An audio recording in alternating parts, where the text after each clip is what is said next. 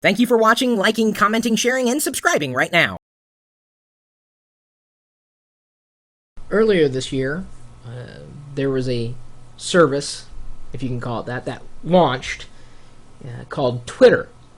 We've talked about it in grander terms inside of some of the videos. But really, what is Twitter? And in comparison, Haiku, or Jaiku, depending on how you pronounce it. There's also Pounce. These are all presence services, presence networks, a way for you to broadcast what it is that you happen to be doing right now. Like, you know, inside your instant messenger like Skype or, quite possibly, well, let's say AIM, you could write a message down, even MSN. You can say, this is what I'm doing right now. This is what I'm listening to. This is where I'm going. Presence. It's what you're doing right now. Facebook has it too. Facebook has it as well. Well, now the problem is that with all these presence services where you can broadcast to your friends what you happen to be doing right now, what you happen to be thinking right now,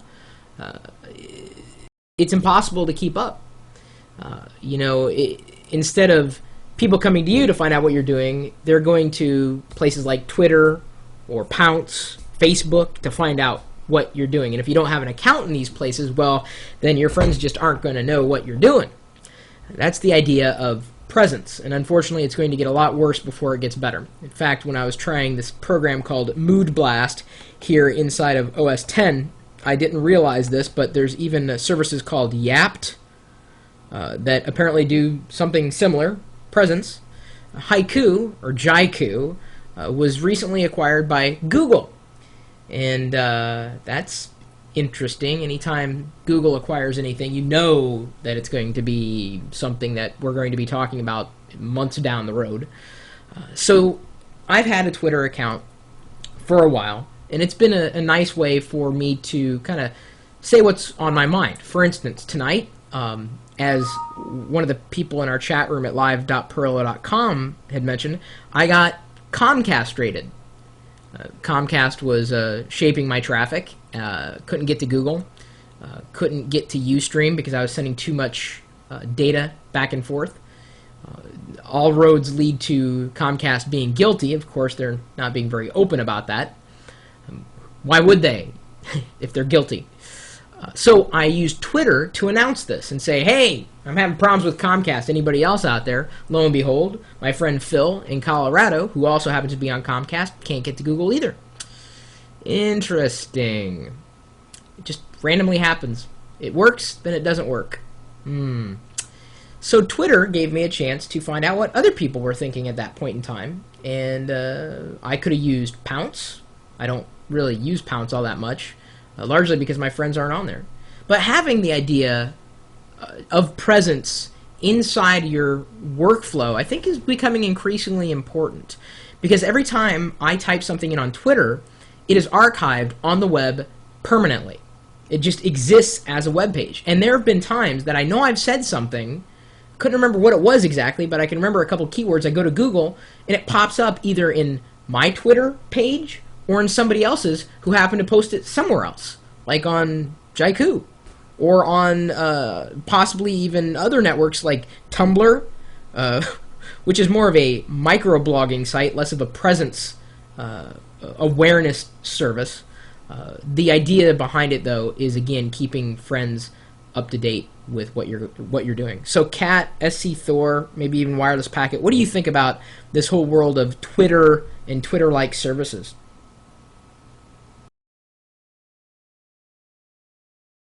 Yeah, my sentiments exactly.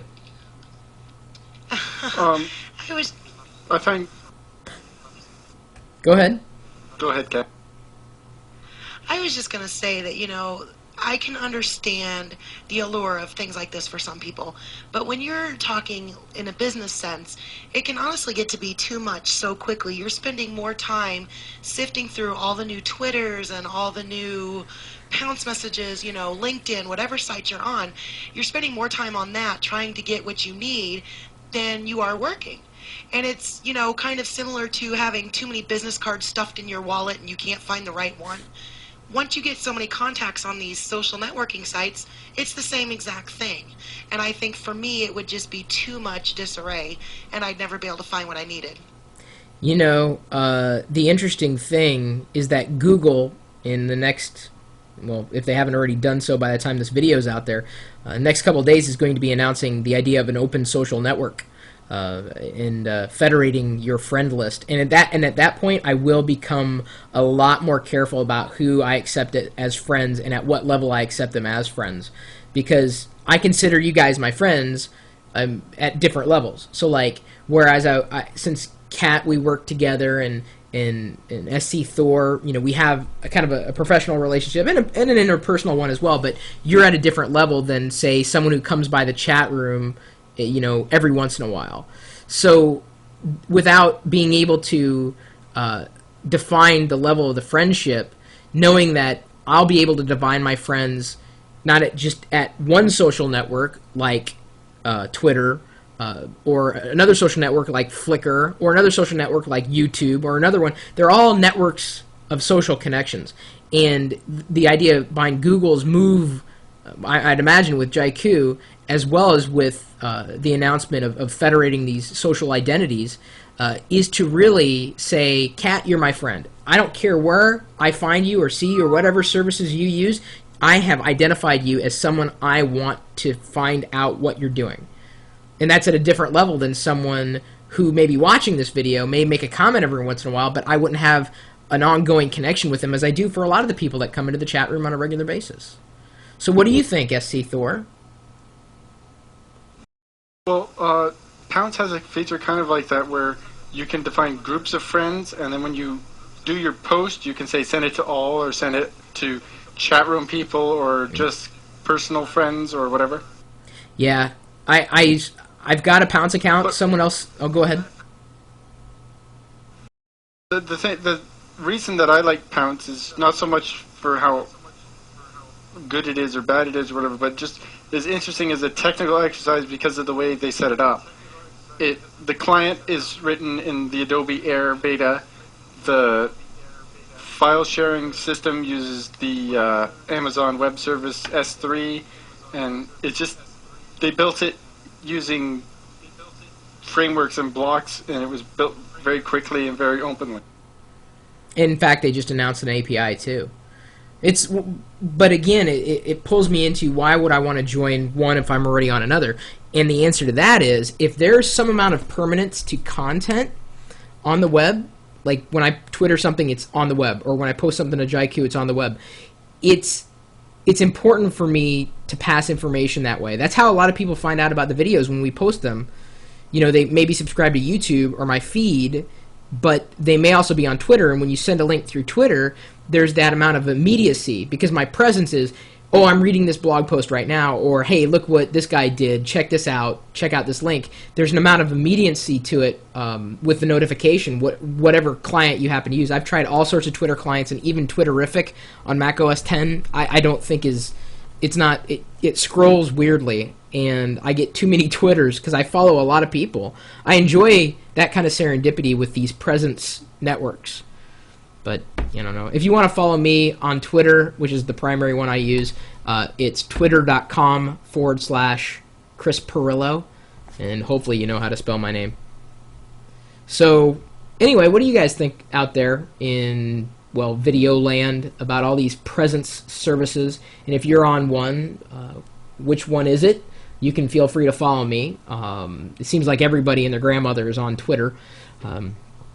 I don't know, because it's gained a lot of recognition and notoriety throughout the past few months. But, you know, if you think this is a bunch of hoo-ha, why? Is this just another fad, another thing just to keep up with, as Kat was saying? Is it going to be overwhelming? I think she's probably right. It's less about connecting with you on a social network and more about just connecting with you, period. And if YouTube's a gateway for it, then, hey, that's one of the reasons why I'm publishing on YouTube. I love it. So feel free to email me, chris@pirillo.com, your thoughts. I'd be happy to republish those who can string two words together, or, you know, you feel free to leave a comment or a follow-up. You're also welcome to swing by our chat room, which is a social network of sorts that requires no registration to participate. However, you want to register your chat username handle, you can do that too, so that when you come in, your name is already reserved and it's yours and yours alone. But we're just interested in talking about a lot of this stuff on a social level, on the software level, on the website level. It's interesting, certainly, and we can be found talking about this stuff throughout the day and sometimes throughout the night as well, 24 hours a day, 7 days a week at our website, live.pirillo.com. We'll see you later.